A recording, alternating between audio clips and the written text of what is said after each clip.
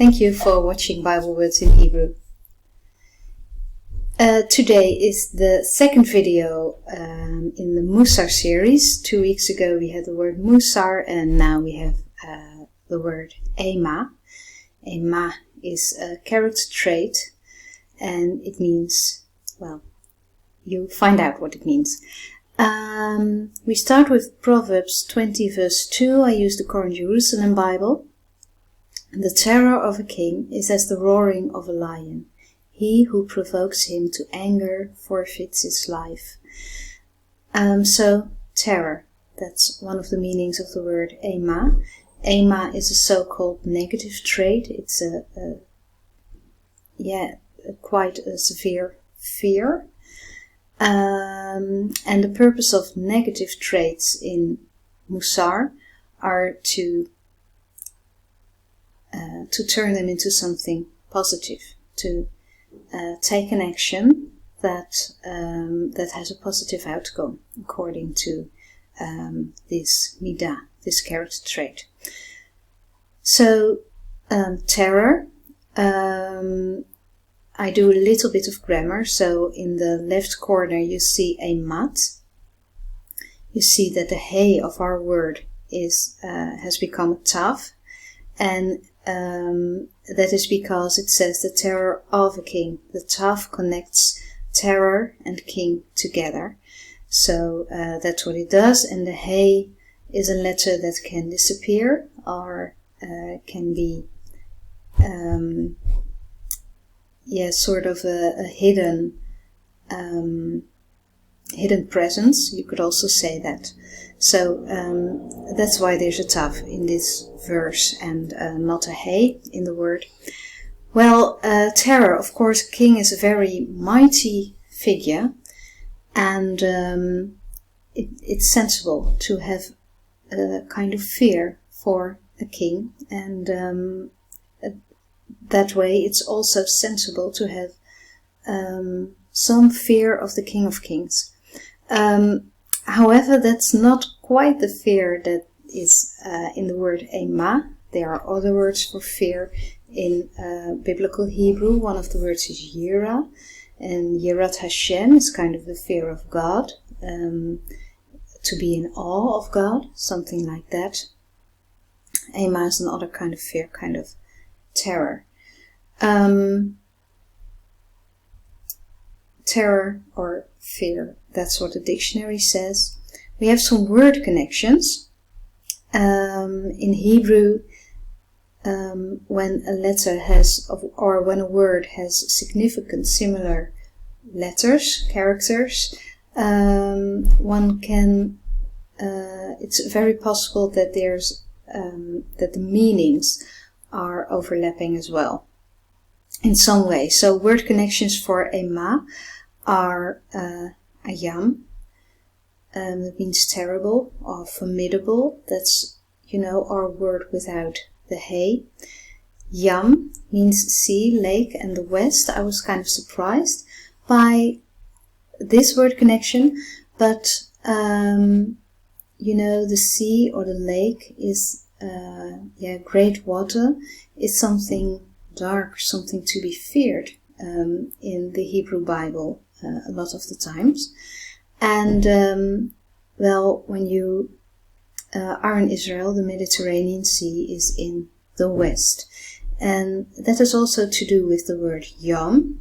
It means day or number of days or some time or year or life, the days of your life. And yom, the sun sets in the west, on the side of the sea, where the sea is. So that's a connection there. And at sunset, a new day begins in biblical or Jewish thinking. So that's what yom and yom have to do with each other. And I think it's also worth mentioning that yom, day, or our life, the days of our lives, that word has a connection with the word eimah. So I think that means that fear is something that we encounter in life, and it's not something to necessarily run away from. We will see that in the scriptures that I will discuss in this video. Having fear does not mean that your faith is too little or something. We see heroes of faith who have this terrible fear. So I think we can. That's an important conclusion that we can draw from these word connections. Fear is something that is part of our life sometimes. So that. What also is very interesting. That's the next slide. Yes. The characters of the word. Hebrew characters all are like their own personality. The first one in this word is Aleph. Numerical value is 1, and Aleph means firstling, first one, pioneer, or a leader of cows. Jesus says of himself, in our translations it says, I am Alpha and Omega. I believe Jesus didn't speak Greek there, but Hebrew. There's also some biblical evidence of that. So I believe he said, I'm Aleph and Tav. I'm the first one. We also know about Jesus that he experienced terror and fear. So also in this negative midah, he has experienced that as well as we have, or even more. Yud, numerical value of 10. Yud is hand, the blessing hand, the praising hand. It's a very small letter. It also stands for humbleness, so don't be too proud to admit that you're afraid sometimes. And Yud is a letter that appears in the 4-letter name of God, Yud He Vav He. Mem, numerical value of 40. Mem, Maim means water, and it stands for time in the desert. And time in the desert is waiting time for a breakthrough, but this is also the time when God speaks to his people. That's also what happens in the desert. The word desert, midbar, has the same characters as the name speaking, medaber. So desert time is speaking time of God. And He, numerical value of 5, means opening our upper window. It's the entering of a voice from above. And this letter appears in God's name twice. So, in the word eimah, we have 2 letters that appear in God's name, and they're very significant because they are the shortened version of the name of God. Together, Yud and He spell Yah, and you probably know the word Hallelujah. Let us praise Yah, God. So this tells us, I think, that God is with us in our fears and that he is close to us. He is not a stranger to it. He knows that we go through fear and he doesn't judge us because of our fears. We'll compare some Bible verses about this word. First mention of this word is in Genesis chapter 15 verse 12.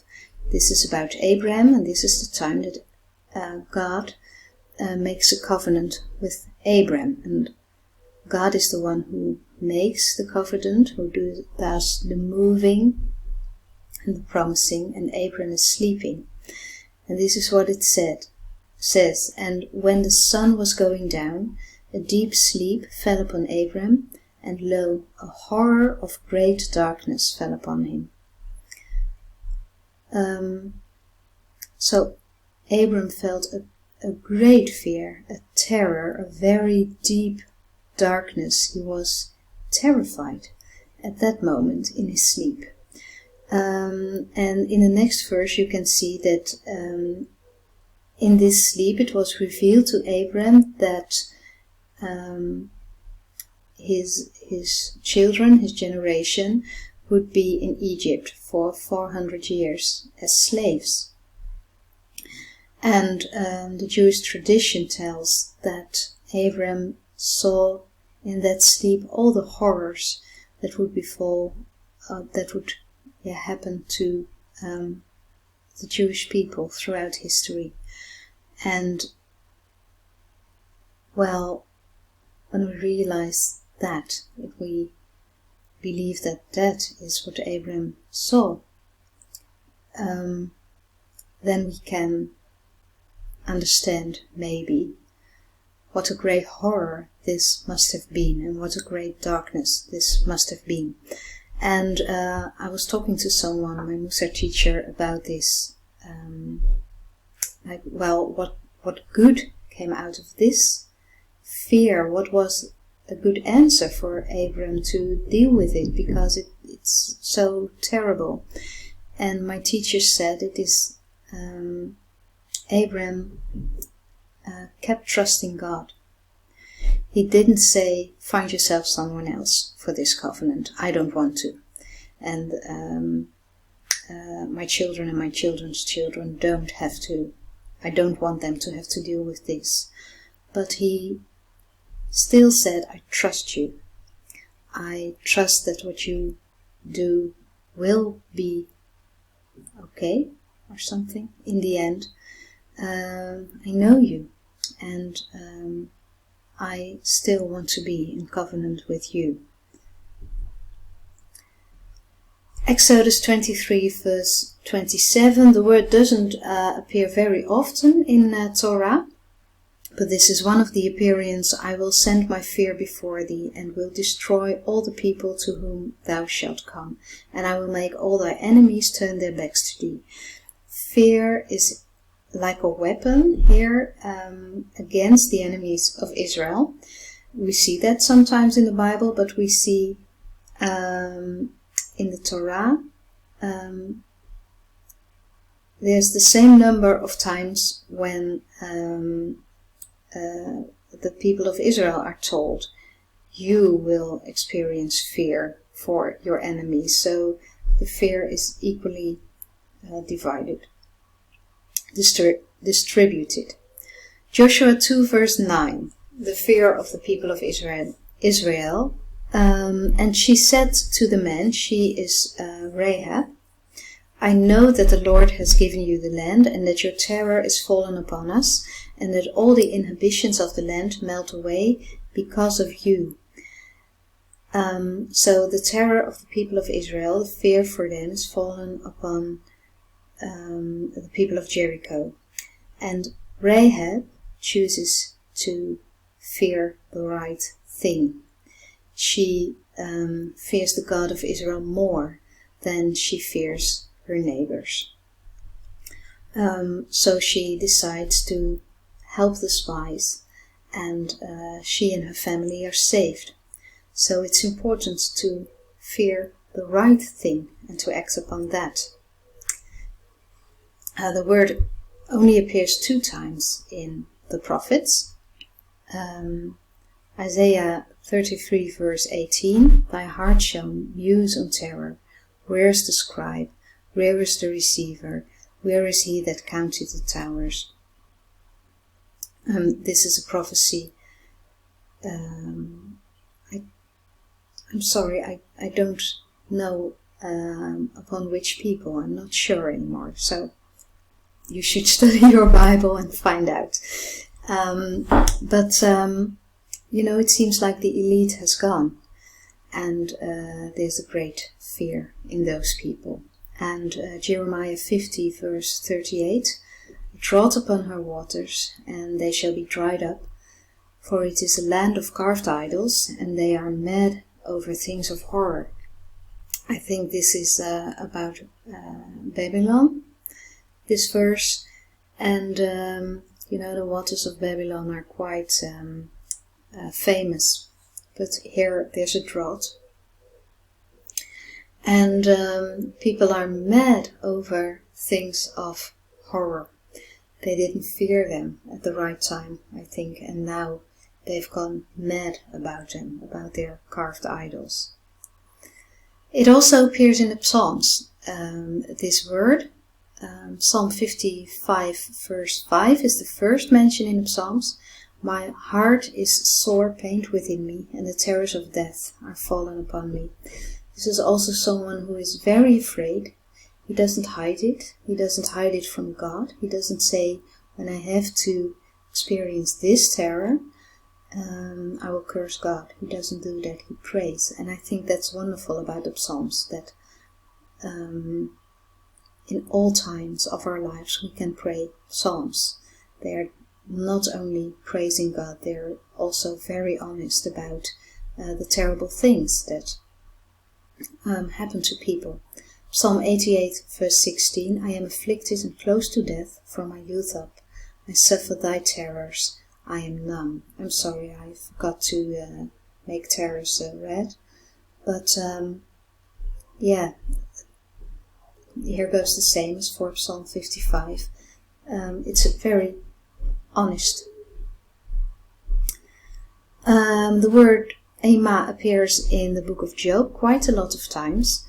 Job says, let him take his rod away from me, and let not his fear terrify me. He's talking about God. He believes that his fear is from God, and he doesn't want to feel this fear anymore. He doesn't want to be this afraid anymore.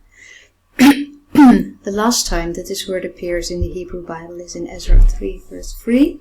In the Hebrew Bible, Ezra is one of the Ketuvim, and not one of the prophets. So it's more of a, two of the poetical books, one could say. It says, and they set the altar upon its basis, for fear was upon them because of the people of those countries, and they offered burnt offerings upon it to the Lord, burnt offerings morning and evening. So they were afraid, but they built. They made an action out of this fear. They decided to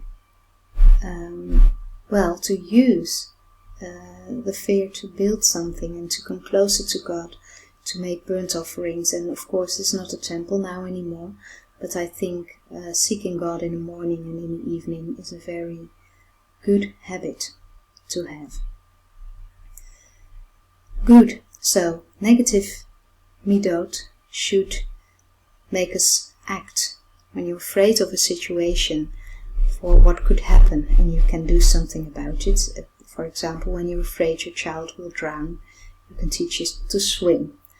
So there is a kind of fear that we can act upon to make it into something positive, but also those fears that seem useless, they are there, and God is very near in those times.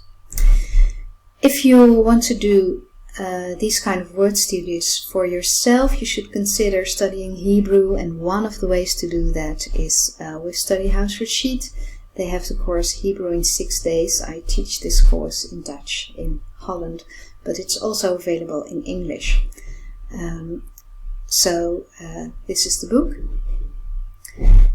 If you want to know more, you can go to my blog if you want to know more about me or about the Aleph course. If you want a heads up with every new video, of course you can hit the subscribe button on YouTube, but then you will also get a heads up when there's a Dutch video online. So you could also mail me. I will put you on a mailing list. I would very much love to hear from you. For now, have a peaceful Shabbat, a peaceful Saturday, and a good Sunday. Litraut.